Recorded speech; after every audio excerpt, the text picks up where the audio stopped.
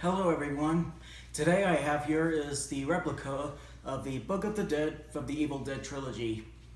Yes, I got it cheap on the video store for $22 and they were selling it rare on eBay and I rejected them. So now I finally got this one. So let's unbox the Dead.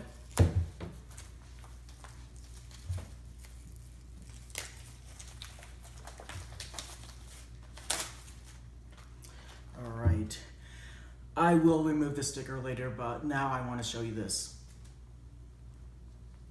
What we have here is the Book of the Dead.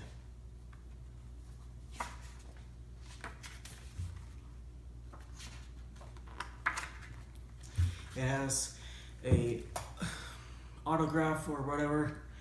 Look at these pages, they look so cool.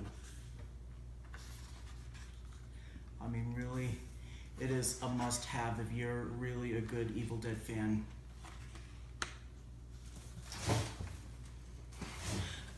Here,